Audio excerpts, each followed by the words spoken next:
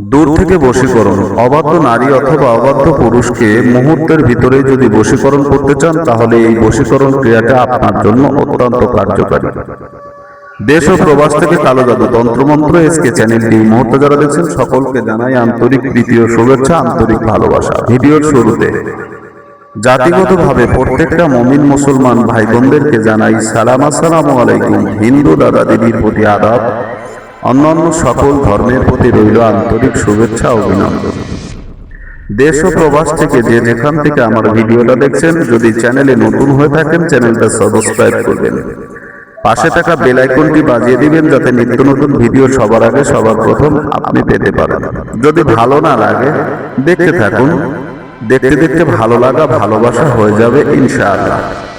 আজ আপনাদের সামনে যে বিষয়টা নিয়ে কথা বলছি, এটা হচ্ছে দূর থেকে বশীকরণের একটি তাবিজ।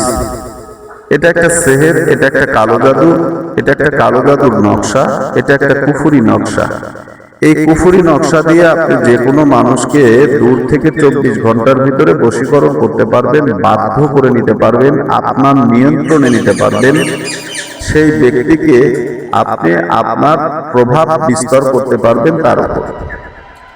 এই নকশাটার ভিতরে একজন মুয়াক্কেল জিন রয়েছে, যে জিনটার কাজ হচ্ছে আপনার প্রিয় মানুষটিকে প্রেমের অসওয়াসা দেওয়া এবং প্রেমের মায়া তার উপরে প্রয়োগ করা, তার উপরে কালো জাদু, সেহের এবং মায়া বিদ্যা করে তাকে আপনার অনুগত করা। তো বুঝতেই পারছেন বিষয়টা খুবই জটিল এবং খুবই কঠিন একটি কাজ, কিন্তু খুব সহজে এই তাবিজটি আপনারা করতে পারবেন। এই তাবিজটি ব্যবহার করার জন্য যে নিয়মগুলো রয়েছে সেগুলো খুবই সাধারণ, যে কোনো ব্যক্তি যে কোনো অবস্থায় এই তাবিজটি ব্যবহার করতে পারবেন। খুব ভালোভাবে তাবিজটি কিন্তু আপনারা আপনার নিজের জীবন দশায় ব্যবহার করতে পারবেন, কোনো প্রকার সমস্যা হবে না। তবে একটি কথা মনে রাখবেন, যারা আমার তন্ত্রমন্ত্র কালো জাদু এসকে চ্যানেলের কাজগুলো করেন, বা আমার তন্ত্রমন্ত্র এসকে চ্যানেল থেকে যারা কাজ করেন, কালো জাদু তন্ত্রমন্ত্র থেকে যারা কাজ করেন, শাহ সুলতান চ্যানেল থেকে যারা কাজ করেন, একটি কথাই আমি বলবো যে আমার এখান থেকে যে কোনো বিদ্যা নিয়ে আপনি কাজ করলে সেটা আপনার পার্সোনালি নিজের নিজ দায়িত্ব নিয়ে করতে হবে। কারণ তন্ত্রবিদ্যা যতটা ভালো ততটাই খারাপ। আমি ভালোর কোনো দিক দেখি না, কারণ কালো জাদু, সেহের এগুলো আসলে ভালো বলা যাবে না, এগুলো হচ্ছে খারাপ জিনিস, মন্দ জিনিস। তো এর ভিতরে যারা সুবিধা বঞ্চিত আছে, যারা এটা থেকে সুবিধা নেন বা ফায়দা নেন, এই যে নিজের সুবিধা এবং ফায়দা নিতে গিয়ে আপনি যে বিষয়টা একটা মাথায় ঢোকাচ্ছেন যে আমি এটা দিয়ে কাজ করব, আমি এটা দিয়ে কাজ করব, বা এটা দিয়ে কাজ করে আমি নিজের জন্য আমি এই কাজটা করতে চাই, এটাতে আমার যেন ভালো ফলাফল আসে। এখন এই ভালো ফলাফল নেওয়ার জন্য আপনি এই তকবিরগুলো ব্যবহার করবেন। কিন্তু তকবির যখন ব্যবহার করছেন তখন এখানে অনেক সময় অনেক ক্ষেত্রে ভুল হয়ে যায়, আর ভুল হওয়াটাই স্বাভাবিক, মানুষ ভুল তো হতেই পারে। কারণ আমি যে কাজ করি আমার যে ভুল হয় না এমনটা কথা না, কিন্তু আমারও ভুল হয়। মানুষ ভুলের ঊর্ধ্বে নয়, ভুল হবে এটাই স্বাভাবিক, ভুল হবে এটাই স্বাভাবিক। মিঠু একটু থামো, কথা বলতে লাগলে তোমার চিল্লে চিল্লি বেড়ে যায়, দেখছো কেমন করে। আচ্ছা, তো যাই হোক, ভুল হওয়াটা স্বাভাবিক, ভুল মানুষের হবে, এটাই বড় কথা। এখন আসেন, এই যে তাবিজটি আপনারা যারা ব্যবহার করবেন, এই ব্যবহার করার নিয়ম বিধিটা কি, এই বিষয় নিয়ে আলোচনা করব। তবে যারাই তকবিরটা ব্যবহার করবেন নিয়মটাকে ভালো করে ফলো করবেন, কারণ এই তাবিজটি ব্যবহার করার পূর্বে 7 দিন আগে থেকে আপনাকে নিরামিষী হতে হবে। 7 দিন পূর্বে থেকে আপনাকে নিরামিষী হতে হবে, মাছ মাংস এগুলো খাওয়া চলবে না।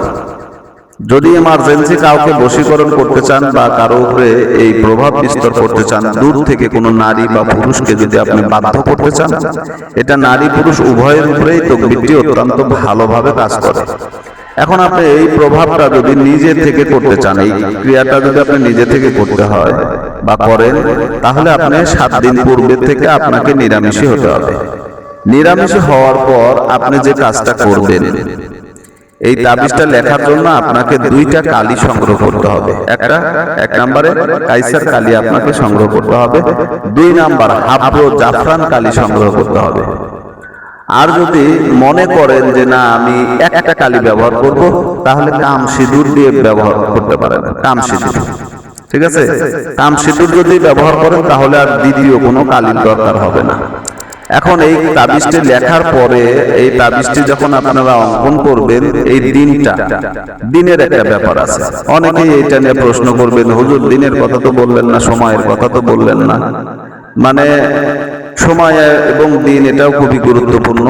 এই তাবিজটি লেখার জন্য আপনি শনিবার অথবা মঙ্গলবার অথবা বুধবার এই 3টি বারে করতে পারবেন। সূর্য ওঠার সময় তাবিজটি লিখতে হবে, অথবা সূর্য ডোবার সময় লিখতে পারবেন, অথবা রাত্রি 12টার পরেও এইটা নির্জন একটা নিরিবিলি জায়গায় বসে তাবিজটি অঙ্কন করতে হবে।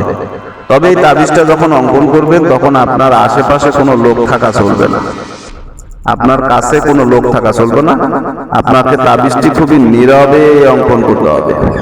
এখন তাবিজটি অঙ্কন করা শেষ হলে এটা আপনি কি করবেন? এই তাবিজটি লেখার নিয়ম হচ্ছে 3টা তাবিজ লিখে একটা তাবিজ আপনি নদীতে ভাসিয়ে দিবেন,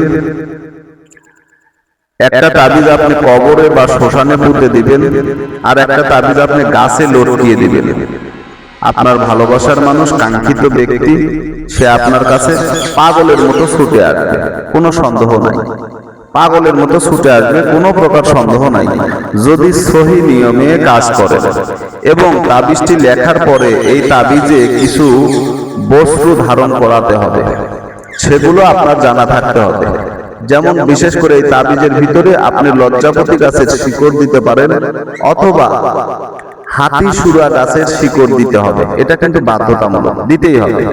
যদি না দেন তাহলে কিন্তু কাজ করবে না, তাবিজটি অসম্পূর্ণ থেকে যাবে, মানে পূর্ণতা লাভ করবে না। তো এটা করার জন্য আপনাকে অবশ্যই তাবিজের ভিতর হাতি সুরা গাছের শিপা অথবা লজ্জাপতি গাছের শিকড় আপনার তাবিজের ভিতর প্রবেশ করাইতে হবে। এরপরে তাবিজ যেটা যেভাবে রাখতে বললাম ঠিক সেই জায়গায় রাখবেন, তাহলে আপনার কাজ 100% পরিপূর্ণ হবে। তো আশা করি বুঝতে পেরেছেন।